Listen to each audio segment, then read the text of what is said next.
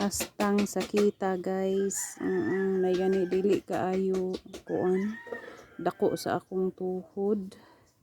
Then kani medyo nihupong na siya, so kinahanglan na nako siyang ipahilot. Dayon kana siya sa gibandihaan. Medyo dako-dako na siya din ha, pero wala ra gitahi kay kuan pa man kanang fix pa ang iyahang unsa ni katong sa panit niya ba niya naalay gamay naukab. Oo, so wala ra gitahi, pero kuanan jud ko og anti-tetanus og cream para hunad.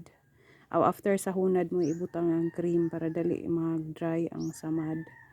So karon medyo adi masabot ang gibati sa kong kamot. Sakit nga unsa ni gaaligurong tungod sa bunog ba. Kani nga part kanina nga nihupong kuan kay ni siya ganina kanang nabunog siya taman ba. So napiod ni siya sa kuan. Napiod sa karsada, napiod sa Manabila. So mauning medyo nahupong. So ato ni pahilot na sad niya kay lisod ba kaayo ang piang ug maoy kuan ba maoy unsa ni mahanginan kay sakit na kaing hiluton. So karon sakit na gid siya. Inang murag gaaligurong nga lami kay siyang dukdukon, murag girik-girik nga di masabot. So first time in history nga na kuan na disgrasya ta sa motor. May gani taon kay dire to sa barangay road.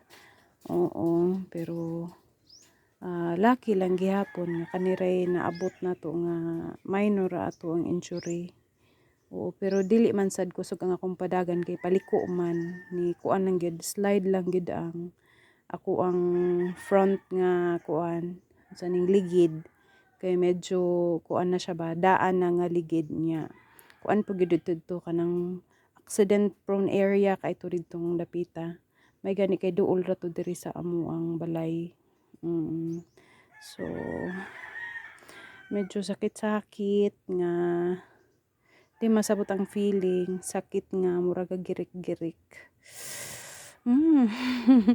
Kadabang lami kayong dukdukon. No, so samad is real. So thankful gyapon ta nga minor ang ato ang kuan. Kanina naadto kog uslob kuan kaning nasad ko na encounter didto nga kuan nang pango sa motor, pero mas grabe to gid ilaha. Oo, dinhay kanang duha ka buok gikan daw to sila dalaget pag anang niaging gabi dayon mga 5 na daw sila nanguli o na disgrasya sila sa may asa dalagit gihapon pa nya mas grabe to ilaha, daghan kay silang pangos nya katong bai kay murag balik siguro to iyahang pikas kamot. So lucky lang gyapon ko. Then napo to isa kakailan akong taga-Alcoy.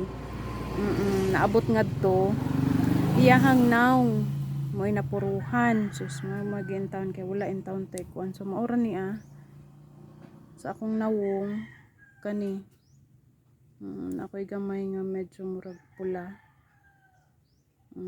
Then sa akong kamot bisag hinay ra to siya nga pagkatumba kay hinay ra man ang akong padagan kay likuon baya.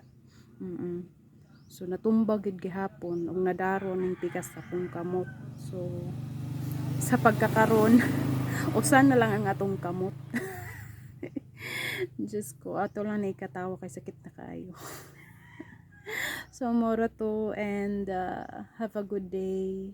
Amping tang tanan.